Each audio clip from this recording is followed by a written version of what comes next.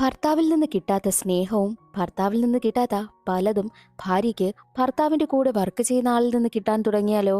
ഒടുവിൽ അത് വലിയൊരു പ്രശ്നത്തിലേക്കും നയിച്ചാലോ?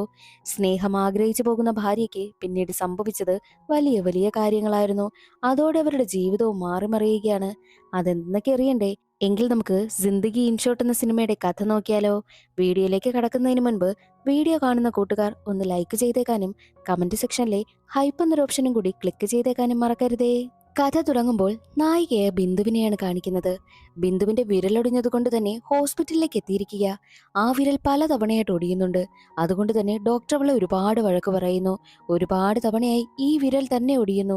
ഇനിയും സൂക്ഷിച്ചില്ലെങ്കിൽ അതാകെ പ്രശ്നമാകുമെന്ന് ഡോക്ടർ പ്രത്യേകം പറയുന്നുണ്ട്. ബിന്ദുവിന്റെ വീട്ടിൽ ഒരു ജോലിക്കാരി ഉണ്ടെങ്കിലും ജോലി മുഴുവൻ ചെയ്യുന്നത് ബിന്ദുവാണ്. ജോലിക്കാരി പാത്രം മാത്രമേ കഴുകൂ. ഭർത്താവിനുള്ള ആഹാരം വേവിക്കുക, വീട് മുഴുവൻ ക്ലീൻ ചെയ്യുക, അതെല്ലാം ചെയ്യുന്നത് ബിന്ദുവാണ്.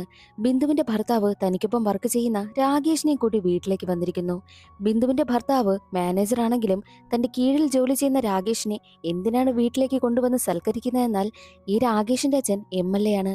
അതുകൊണ്ട് തന്നെ രാകേഷിനെ ഒന്ന് കൂടെ നിർത്തി കഴിഞ്ഞാൽ ഭാവിയിൽ എന്തെങ്കിലും ആവശ്യം വന്നു കഴിഞ്ഞാൽ രാകേഷിനെ ഉപയോഗപ്പെടുത്താമല്ലോ എന്നാണ് ബിന്ദുവിന്റെ ഹസ്ബൻഡ് വിചാരിച്ചിരിക്കുന്നത്. അതുകൊണ്ട് തന്നെയാണ് വീട്ടിൽ കൊണ്ടുവന്ന് സൽക്കരിക്കുന്നതും. അവർക്ക് കഴിക്കുവാൻ വേണ്ടിയിട്ടുള്ള ചായയും പിന്നെ സമോസയും ഒക്കെ ഉണ്ടാക്കി കൊണ്ടുവരുന്നത് ബിന്ദുവായിരുന്നു. എന്നാൽ ബിന്ദുവിന്റെ ഭർത്താവ് രാകേഷിന് മുന്നിൽ വെച്ച് തന്നെ ബിന്ദുവിനെ ഒരുപാട് അപമാനിക്കുന്നു. എന്ത് ചായയായത്, ഇതിനെ ചായയെന്ന് ആരെങ്കിലും പറയുമോ എന്നൊക്കെ പറഞ്ഞിട്ട് വല്ലാതെ കളിയാക്കുന്നു. അത് ബിന്ദുവിന് വല്ലാതെ സങ്കടമാവുകയാണ്. എന്നാൽ അതേസമയം തന്നെ ചില ബാങ്കിന്റെ പേപ്പേഴ്സിലൊക്കെ ബിന്ദുവിന് ഒപ്പിടേണ്ട ആവശ്യം വന്നു. ബിന്ദു ഒടിഞ്ഞ വിരലുകൊണ്ട് അതിൽ ഒപ്പിടുന്നത് കാണുന്ന രാകേഷ് ബിന്ദുവിനെ ഒരുപാട് ഹെൽപ്പ് ചെയ്യുന്നു. ഭർത്താവ് പോലും ബിന്ദുവിനെ ഒന്ന് ഹെൽപ്പ് ചെയ്യില്ല. പക്ഷേ രാകേഷ് അങ്ങനെയൊക്കെ ഹെൽപ്പ് ചെയ്യുന്നത് കൊണ്ട് ബിന്ദുവിന് ഒരുപാട് സന്തോഷമാകും. തിരികെ വരുന്ന ഭർത്താവ്, എന്റെ ഭാര്യ ഉണ്ടാക്കിയ ചായ കൊള്ളില്ല, പക്ഷേ ഈ സമൂസ കൊള്ളാം. അവൾ ഉണ്ടാക്കുന്ന സമൂസയൊക്കെ കൊള്ളാവുന്നത് കൊണ്ട് മാത്രമാ ഞാൻ അവളെ അങ്ങ് വിവാഹം കഴിച്ചത്. ഇത്രയും വർഷങ്ങളായിട്ടും എന്റെ ഭാര്യ എനിക്ക് വെറും സ്ലീപ്പിംഗ് പാർട്ട്ണർ മാത്രമാ. ഞാൻ എന്ത് പറഞ്ഞാലും ഇവൾ അങ്ങനെ കാര്യമാക്കത്തില്ല എന്ന് പറഞ്ഞ് വളരെ അപമാനിക്കും വിധമാണ് ഭർത്താവ് സംസാരിക്കുന്നത്.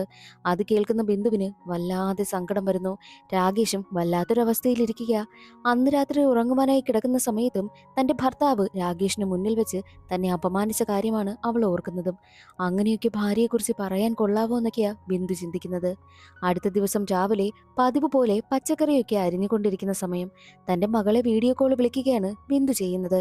നീ ഇനി നാട്ടിൽ വരുന്ന സമയത്ത് അമ്മയൊന്ന് അടുക്കളയിലേക്ക് കയറി സഹായിക്കണേ എന്ന് പറയുമ്പോൾ, ഏയ് ഞാൻ അടുക്കളയിൽ കയറാനോ, ഞാൻ അമ്മയെ കണക്കൊരു ജോലിക്കാരിയല്ല എന്നാണ് മകൾ എടുത്ത വായിൽ പറയുന്നത്. അത് കേൾക്കുമ്പോൾ ബിന്ദുവിന് വീണ്ടും സങ്കടമാകും. ബിന്ദുവിനെ ഭർത്താവ് മനസ്സിലാക്കുന്നില്ല, മകളും മനസ്സിലാക്കുന്നില്ല. അതിന്റെ സങ്കടം ബിന്ദുവിന് നന്നായിട്ടുണ്ട്. പാചകമെല്ലാം കഴിഞ്ഞു കഴിഞ്ഞാൽ ആ വീട്ടില് ബിന്ദുവിന് നേരം പോക്കെന്ന് പറയുന്നത് പുസ്തകങ്ങൾ വായിക്കുക, അതൊക്കെ തന്നെയായിരുന്നു. പതിവ് പോലെ പുസ്തകങ്ങളൊക്കെ വായിച്ചു കൊണ്ടിരിക്കുന്ന സമയം ആരോ കോളിംഗ് ബെൽ അടിക്കുകയാണ്. കതക് തുറന്നു നോക്കുമ്പോഴോ രാകേഷ് ആയിരുന്നു. എന്താ രാകേഷ് ഈ സമയത്ത് ഇവിടെ എന്ന് ചോദിക്കുമ്പോൾ, ഞാനിന്ന് ഓഫീസിൽ പോയില്ല, ഞാൻ ലീവ് എടുത്തിരിക്കുകയാണ്. 2 മാസം കഴിഞ്ഞാൽ എന്റെ കല്യാണമാ, അതുകൊണ്ട് തന്നെ കല്യാണം വിളിക്കുവാനായിട്ടാണ് ഞാൻ വന്നിരിക്കുന്നതെന്നും രാകേഷ് മറുപടി പറയുന്നു. അങ്ങനെ ബിന്ദുവാണെങ്കിലോ രാകേഷിന് ചായ ഉണ്ടാക്കി കൊടുക്കുവാനായിട്ട് കിച്ചണിലേക്ക് പോകും. പെൺകുട്ടിയുടെ പേരെന്താ, നിങ്ങൾ അറേഞ്ച്ഡ് മാരേജ് ആണോ ലവ് മാരേജ് ആണോ, അങ്ങനെയുള്ള കാര്യങ്ങളൊക്കെ ബിന്ദു അന്വേഷിക്കുന്നു. പെൺകുട്ടിയുടെ കാര്യമൊക്കെ പറയുന്ന രാകേഷ് അവളുടെ ഫോട്ടോയും കാണിച്ചു കൊടുക്കുകയാണ്. മൊബൈലിൽ കുറച്ച് ഫോട്ടോസൊക്കെ ഉണ്ടായിരുന്നു. അത് നോക്കിക്കൊണ്ട് നിൽക്കുന്നതിനിടയിൽ വെച്ച് ചെറിയ പ്രൈവറ്റ് ആയിട്ടുള്ള ഫോട്ടോസൊക്കെ ബിന്ദു കാണാനിടയായി. അയ്യോ സോറി, അറിയാതെ എടുത്തു പോയതാണെന്ന് ബിന്ദു മാപ്പ് പറയുമ്പോൾ, അതിനെന്താ, അതിനൊരു പ്രശ്നവുമില്ല, ബിന്ദു എടുക്കുന്നതിന് എനിക്ക് യാതൊരുവിധ പ്രശ്നവുമില്ല. ഞാൻ അന്നേ ഇത് പറയണമെന്ന് കരുതിയതാ. നിങ്ങളുടെ ഭർത്താവ് നിങ്ങളെ ഒരു തരത്തിലും അംഗീകരിക്കുന്നില്ല. നിങ്ങളെ ഒരുപാട് അപമാനിക്കുകയല്ലേ ചെയ്യുന്നത്. നിങ്ങളുടെ സൗന്ദര്യം വെച്ചും നിങ്ങളുണ്ടാക്കുന്ന ആഹാരം വെച്ചും നിങ്ങൾ ഇവിടെയൊന്നും ജീവിക്കേണ്ട ആളല്ല എന്നൊക്കെ പറഞ്ഞ് ബിന്ദുവിനെ തൊടുവാനൊക്കെ ശ്രമിക്കുന്നു. അതേ സമയത്തായിരുന്നു ആരോ വീണ്ടും കോളിംഗ് ബെല്ലടിക്കുന്നത്. ബിന്ദു തന്റെ ഭർത്താവിന് ഉച്ചയ്ക്ക് കഴിക്കേണ്ട ആഹാരമെല്ലാം പാചകം ചെയ്ത് ഡ്രൈവറിന്റെ കയ്യിൽ കൊടുത്തുവിടാറാണ് പതിവ്. ആഹാരം വാങ്ങുവാൻ വേണ്ടിയിട്ട് ഡ്രൈവർ എത്തിയിരിക്കുകയാണ്. ബിന്ദു അങ്ങനെ ടിഫിൻ ബോക്സും ഡ്രൈവറിന്റെ കയ്യിൽ കൊടുക്കുന്നു.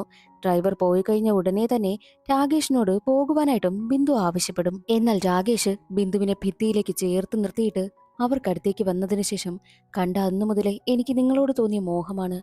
അത് ഞാൻ പറയണമെന്നും കരുതിയതാ. പക്ഷേ നടന്നില്ല. എനിക്ക് നിങ്ങളെ വേണമെന്ന രീതിയിൽ രാകേഷ് സംസാരിക്കുകയും ബിന്ദുവുമായിട്ട് അടുത്തിടപഴകുവാനായും ശ്രമിക്കുന്നു. അതോടുകൂടി തന്റെ ഭർത്താവിൽ നിന്ന് കിട്ടാത്ത എല്ലാം രാകേഷിൽ നിന്ന് കിട്ടുകയാണ്. പിന്നീട് അങ്ങോട്ടുള്ള ദിവസങ്ങളിലെല്ലാം ഭർത്താവ് ജോലിക്ക് പോയാൽ ഉടനെ തന്നെ രാകേഷ് വീട്ടിലേക്ക് വരും. ബിന്ദുവുമായിട്ട് സമയം ചിലവഴിക്കുകയാണ്. അവർ രണ്ടുപേരും ഫിസിക്കൽ റിലേഷൻഷിപ്പിലും ഏർപ്പെടുന്നു. തന്റെ ഭർത്താവിൽ നിന്ന് കിട്ടാത്ത എല്ലാ സ്നേഹവും പരിഗണനയും, ഭർത്താവിൽ നിന്ന് കിട്ടാത്ത എല്ലാം അവൾക്ക് രാകേഷിൽ നിന്ന് കിട്ടുകയാണ്. ഭർത്താവ് ജോലിക്ക് പോയാൽ ഉടനെ തന്നെ രാകേഷ് വീട്ടിലേക്ക് വരുന്നത് പതിവാണല്ലോ. ബിന്ദുവിനും അത് ഇഷ്ടമായി തുടങ്ങിയിരിക്കുന്നു. എന്നാൽ ഇതെല്ലാം ഡ്രൈവർ ശ്രദ്ധിക്കുന്നുണ്ട്. ഡ്രൈവർ ഈ ഒരു കാര്യം ബിന്ദുവിന്റെ ഭർത്താവിനെ സൂചിപ്പിക്കുന്നുമുണ്ട്. വീട്ടിലേക്ക് എത്തുന്ന ബിന്ദുവിന്റെ ഭർത്താവ് ആഹാരം കഴിക്കുവാനായി ഇരിക്കുന്ന സമയം, ആ രാകേഷ് ഇന്ന് വീട്ടിൽ വന്നു എന്നുള്ള കാര്യം അറിഞ്ഞല്ലോ. എന്തിനാ വന്നതെന്ന് ചോദിക്കുമ്പോൾ, രാകേഷ് എല്ലാ ദിവസവും ഇവിടെ വരാറുണ്ട്. അതെന്തിനാ ഇവിടെ വരുന്നതെന്ന് ഭർത്താവൻ ചോദിക്കുന്നു. അത് ഞങ്ങൾ രണ്ടുപേരും തമ്മിൽ പ്രണയത്തിലാണെന്നും ബിന്ദു പറയുന്നു. അത് കേട്ടതും ബിന്ദുവിന്റെ ഭർത്താവ് പൊട്ടിച്ചിരിക്കുകയാണ്. ബിന്ദുവിനെ നേരെ വിളിച്ചുകൊണ്ടുപോയി കണ്ണാടിയുടെ മുന്നിൽ നിർത്തുകയാണ്. ദേ, നിന്റെ മുഖം നീ കണ്ണാടിയിൽ നോക്കിയേ, എന്ത് കോലമാ നിന്റേത്. നിന്നെ കണ്ടിട്ട് അവൻ നിന്നെ പ്രണയിക്കുന്നെന്നോ? ചിലപ്പോൾ നിനക്ക് അവനോട് പ്രണയം തോന്നിക്കാണും. എന്നാൽ ഒരു MLA-യുടെ മകൻ നിന്നെ പ്രണയിക്കാനോ? അതൊരിക്കലും നടക്കുന്ന കാര്യമല്ല. നിന്റെ രൂപം നീ നോക്ക്, നിന്നെ കാണാൻ പോലും കൊള്ളില്ല. അങ്ങനെയുള്ള നിന്നെ MLA-യുടെ മകൻ പ്രണയിക്കാൻ നിനക്കവനോട് തോന്നിയ ഇഷ്ടമായിരിക്കാം നീ പറഞ്ഞതെന്നൊക്കെ പറഞ്ഞാണ് ഭർത്താവ് കളിയാക്കി ചിരിക്കുന്നത്. ഭാര്യയെ ആരും പ്രണയിക്കില്ല, ഭാര്യയെ കാണാൻ കൊള്ളില്ല, ഇങ്ങനെയൊക്കെയുള്ള ചിന്ത ബിന്ദുവിന്റെ ഭർത്താവിനുണ്ട്. അതുകൊണ്ട് തന്നെ ബിന്ദു ആരെയും പ്രണയിക്കുന്നതിന് ഭർത്താവിന് വലിയ പ്രശ്നമൊന്നുമില്ല. കാരണം ആരും ബിന്ദുവിനെ തിരിഞ്ഞു നോക്കില്ല എന്നാണ് ഭർത്താവ് കരുതിയിരിക്കുന്നതും. ഭർത്താവ് പറഞ്ഞതെല്ലാം ഓർത്ത് സങ്കടപ്പെട്ടിരിക്കുകയാണ് ബിന്ദു. എന്നാൽ അതേസമയം TV കണ്ടുകൊണ്ടിരുന്ന ബിന്ദുവിന്റെ ഭർത്താവിന് മനസ്സിലൊരു കാര്യം തോന്നുന്നു. താൻ കുറച്ചു നാളായിട്ട് ഭാര്യ എങ്ങനെ സ്നേഹിക്കുന്നൊന്നുമില്ല. അതുകൊണ്ടാണോ അവളിങ്ങനെ മാറിപ്പോകുന്നത്? അവൾക്ക് മറ്റു പുരുഷന്മാരോട് പ്രണയം തോന്നുന്നത്. അതുകൊണ്ട് തന്നെ അവളെ ഇന്നൊന്ന് സ്നേഹിച്ചേക്കാമെന്ന് കരുതി ഉടനെ തന്നെ ബിന്ദുവിന്റെ ഭർത്താവ് ബിന്ദുവിനടുത്തേക്ക് എത്തുന്നു. എന്നിട്ട് അവളെ ബലമായിട്ട് കട്ടിലേക്ക് പിടിച്ചിടുകയാണ്. എന്നിട്ട് അവളുടെ ചൂണ്ടുവിരൽ ഒടിച്ചതിന് ശേഷം അവളുമായിട്ട് ബന്ധപ്പെടുന്നു. എങ്ങനെയാണ് ബിന്ദുവിന്റെ ചൂണ്ടുവിരൽ ഒടിഞ്ഞതെന്ന് ഇതിൽ നിന്ന് മനസ്സിലാക്കാമല്ലോ. ഇത് വർഷങ്ങളായിട്ട് ഇങ്ങനെ നടന്നുകൊണ്ടേയിരിക്കുകയാണ്. ബിന്ദുവിന്റെ ഭർത്താവ് എപ്പോഴൊക്കെ ബിന്ദുവിനടുത്തേക്ക് വരുന്നോ അപ്പോഴെല്ലാം ചൂണ്ടുവിരൽ ഒടിച്ചതിന് ശേഷമാണ് അങ്ങനെയൊക്കെ ചെയ്യുന്നതും. എല്ലാം കഴിഞ്ഞ് വിരലും വേദനയെടുത്ത് കരഞ്ഞുകൊണ്ടിരിക്കുകയാണ് ബിന്ദു. അപ്പോൾ ദേ രാകേഷിൽ നിന്ന് മെസ്സേജ് വരുന്നു. ബിന്ദു അതിന് "ഐ മിസ് യു" എന്ന് തിരിച്ച് റിപ്ലൈയും കൊടുക്കുകയാണ്. അങ്ങനെയാണെങ്കിൽ ഞാൻ നാളെ ഉച്ചയ്ക്ക് വീട്ടിലേക്ക് വരട്ടെ എന്നായിരുന്നു രാകേഷിന്റെ റിപ്ലൈ. അത് വായിച്ചതും ബിന്ദുവിനൊരു കാര്യം മനസ്സിലായി. രാകേഷ് മറ്റെന്തോ ഉദ്ദേശത്തോടു കൂടിയാണ് തന്നോട് സഹകരിക്കുന്നതെന്ന് ബിന്ദുവിന് മനസ്സിലായി. ബിന്ദു അതിന് റിപ്ലൈ കൊടുക്കില്ല. രാകേഷ് ബിന്ദുവിനെ വിളിക്കുന്നു. എന്നാൽ ബിന്ദു കോൾ എടുക്കുന്നതുമില്ല. അപ്പോൾ ദേ വാട്സപ്പിൽ ബിന്ദുവിന് ഒരു മെസ്സേജ് വന്നിരിക്കുന്നു. അതൊരു വീഡിയോ ആയിരുന്നു. ബിന്ദുവും രാകേഷും തമ്മിലുള്ള ആ ഒരു പ്രൈവറ്റ് നിമിഷത്തിന്റെ വീഡിയോ എല്ലാം അവൻ റെക്കോർഡ് ചെയ്തു വെച്ചിരുന്നു. പക്ഷെ അതൊന്നും ഇതുവരെയായിട്ടും ബിന്ദുവിന് അറിയില്ല. ബിന്ദു ഉടനെ തന്നെ രാകേഷിനെ കോൾ ചെയ്തിട്ട്, "നീ എന്തിനാ ഈ ഒരു വീഡിയോ ഒക്കെ എടുത്തു വെച്ചിരിക്കുന്നത്? അത് ഡിലീറ്റ് ചെയ്യണമെന്ന് ആവശ്യപ്പെടും." എന്നാൽ അതിന് രാകേഷിന്റെ മറുപടി, "നീ ആരാ? വലിയ മഹാറാണിയോ? നിനക്ക് ഞാൻ കോൾ ചെയ്തപ്പോൾ നിനക്കത് എടുക്കാൻ വയ്യല്ലേ? ഈ ഒരു വീഡിയോ കണ്ടപ്പോൾ നീ തിരിച്ചു വിളിച്ചല്ലോ. ഞാൻ പറയുന്ന കണക്കിക്ക് നീ അനുസരിച്ചില്ല എന്നുണ്ടെങ്കിൽ ഈ വീഡിയോ പുറത്തു വിടുമെന്ന് പറഞ്ഞ് രാകേഷ് ഭീഷണിപ്പെടുത്തുന്നു. അതോടുകൂടി ബിന്ദു ആകെ തകർന്നു പോവുകയാണ്. ബിന്ദുവിന് ആദ്യമായിട്ടാണ് ഒരു പുരുഷനിൽ നിന്നും സ്നേഹം കിട്ടിയത്. പക്ഷേ അവനും തന്നെ ചതിക്കുകയായിരുന്നു എന്നറിഞ്ഞതോടുകൂടി ബിന്ദു ആകെ തകർന്നു പോകുന്നു. ബിന്ദുവിന് ജീവിതമേ വെറുത്തു പോവുകയാണ്. അടുത്ത ദിവസം ബിന്ദു നേരെ എത്തിയിരിക്കുന്നത് പോലീസ് സ്റ്റേഷനിലേക്കും. ആ ഒരു വിവരം ബിന്ദുവിന്റെ ഹസ്ബൻഡ് അറിയുന്നു. ഹസ്ബൻഡ് ഉടനെ തന്നെ സ്റ്റേഷനിലേക്ക് എത്തുകയാണ്. രാകേഷും ബിന്ദുവും തമ്മിൽ പ്രണയത്തിലായിരുന്നുവെന്നും ബിന്ദുവിനെ രാകേഷ് ചതിച്ചു എന്നുള്ളതും ഭർത്താവ് അറിയുന്നു. സ്റ്റേഷനിലേക്ക് എത്തിയ ഭർത്താവ്, "നീ എന്തിനാ രാകേഷിനെതിരായിട്ട് കംപ്ലൈന്റ് കൊടുക്കുന്നത്? രാകേഷ് MLA-യുടെ മകനാണ്. അതുകൊണ്ട് തന്നെ കംപ്ലൈന്റ് പിൻവലിക്കണമെന്നൊക്കെ ബിന്ദുവിനോട് ആവശ്യപ്പെടുന്നു. എന്നാൽ ബിന്ദു ആണെങ്കിലോ അതൊന്നും കേൾക്കാൻ കൂട്ടാക്കുന്നില്ല. ബിന്ദുവിന് എന്ത് സംഭവിച്ചാലും MLA-യുടെ മകൻ ഒന്നും സംഭവിക്കരുതെന്ന് മാത്രമാണ് ഭർത്താവ് കരുതിയത്. അതേ സമയമായിരുന്നു അവിടേക്ക് വനിതാ പോലീസ് ഉദ്യോഗസ്ഥ എത്തുന്നത്. ബിന്ദുവിനെ പിന്തിരിപ്പിക്കാൻ ശ്രമിക്കുന്ന ഭർത്താവിനോട് വനിതാ പോലീസ് പറയുന്നത്, രാകേഷിനെതിരായിട്ടല്ല അവർ കംപ്ലൈന്റ് കൊടുത്തിരിക്കുന്നത്, സ്വന്തം ഭർത്താവായിട്ടുള്ള നിങ്ങൾക്കെതിരായിട്ടാണ് കംപ്ലൈന്റ് കൊടുക്കുന്നതെന്ന്. അത് കേട്ടതോടുകൂടി ബിന്ദുവിന്റെ ഭർത്താവ് ഞെട്ടിപ്പോകുന്നു. അതെ, ബിന്ദു കംപ്ലൈന്റ് കൊടുത്തിരിക്കുന്നത് ബിന്ദുവിന്റെ ഭർത്താവിനെതിരായിട്ടാണ്.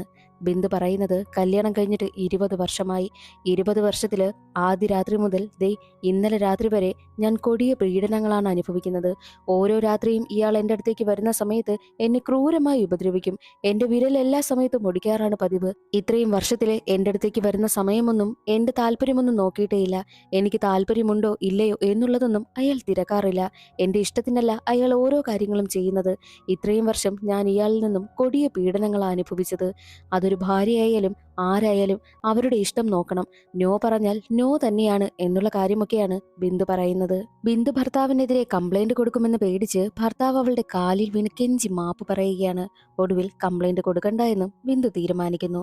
അതോടുകൂടി അവർ രണ്ടുപേരും തിരികെ വീട്ടിലേക്ക് പോവുകയാണ്. പോകുന്ന സമയത്തെല്ലാം ബിന്ദുവിന്റെ ഭർത്താവ് പറയുന്നത്, നമുക്ക് രണ്ടുപേർക്കും ഇന്ന് ഒരുപാട് സംസാരിക്കണം.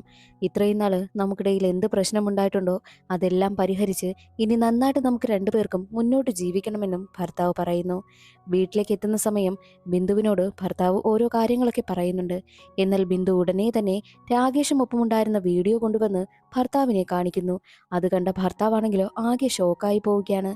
അപ്പോൾ നീ പറഞ്ഞതെല്ലാം സത്യമായിരുന്നല്ലേ? ഇപ്പോഴാണ് എനിക്ക് വിശ്വാസമായത്.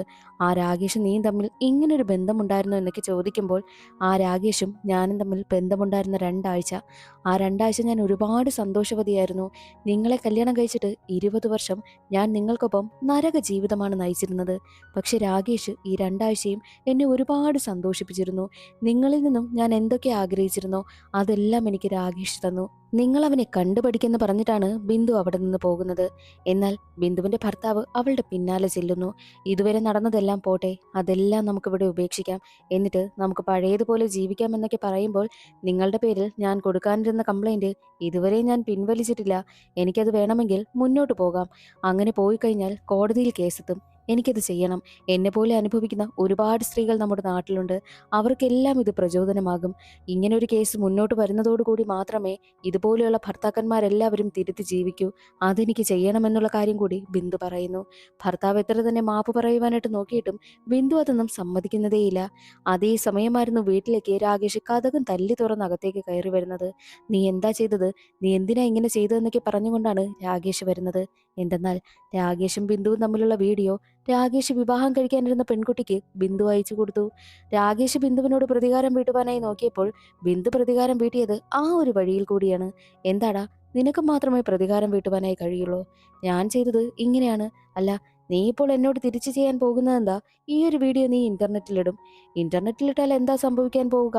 എല്ലാവരും നാണം കെടും. കാരണം ആ ഒരു വീഡിയോയിൽ നീയുമില്ലേ? നിന്റെ അച്ഛൻ MLA ആയതുകൊണ്ട് തന്നെ ഇലക്ഷൻ വരാൻ പോവുകയാണ്. ഈ ഒരു വീഡിയോ പുറത്തു വന്നു കഴിഞ്ഞാൽ ഇലക്ഷനെയും ബാധിക്കും. ഇനി ആ ഒരു വീഡിയോ വെച്ചുകൊണ്ടിരിക്കണോ അതോ ഡിലീറ്റ് ചെയ്യുന്നു എന്നുള്ള കാര്യം ബിന്ദു ചോദിക്കുന്നു. അതോടുകൂടി രാകേഷിന് എന്ത് ചെയ്യണമെന്നറിയാത്ത അവസ്ഥ. രാകേഷിനിട്ട് പണി കൊടുക്കുവാൻ വേണ്ടിയിട്ട് മാത്രമാണ് ബിന്ദു ആ ഒരു വീഡിയോ രാകേഷ് വിവാഹം കഴിക്കാനിരുന്ന പെൺകുട്ടിക്ക് അയച്ചു കൊടുത്തതും. അത് കണ്ടതോടുകൂടി പെൺകുട്ടി രാകേഷുമായിട്ടുള്ള വിവാഹമേ വേണ്ട എന്ന് പറഞ്ഞ് വിവാഹവും ഉപേക്ഷിച്ചു. അങ്ങനെ ബിന്ദു തന്നെ ദ്രോഹിച്ച് 2 പേർക്കുമിട്ട് നല്ല രീതിക്ക് പണി കൊടുത്തിരിക്കുകയാണ്. എന്നിട്ട് ഇനി മുതലെങ്കിലും തനിക്ക് ഇഷ്ടമുള്ള രീതിയിൽ ജീവിക്കണമെന്ന് കരുതി സ്വതന്ത്രമായിട്ട് ജീവിക്കുവാനായിട്ടും ബിന്ദു തീരുമാനിക്കുന്നു. ബിന്ദുവിന് ഡ്രൈവിംഗ് ഒക്കെ നന്നായിട്ട് അറിയാം. പക്ഷേ ബിന്ദു തന്റെ ഭർത്താവിനെ വിവാഹം കഴിച്ചതിന് ശേഷം ഇതുവരെയായിട്ടും ഡ്രൈവിംഗ് സീറ്റിലൊന്നും ഇരുന്നിട്ടേയില്ല. തന്റെ ഇഷ്ടത്തിന് ഒന്ന് വണ്ടി ഓടിച്ചിട്ടുമില്ല. എന്നാൽ ദേ ഇപ്പോൾ ഭർത്താവിന്റെ കാറുമെടുത്ത് ബിന്ദു തന്റെ ഇഷ്ടത്തിന് പോവുകയാണ്.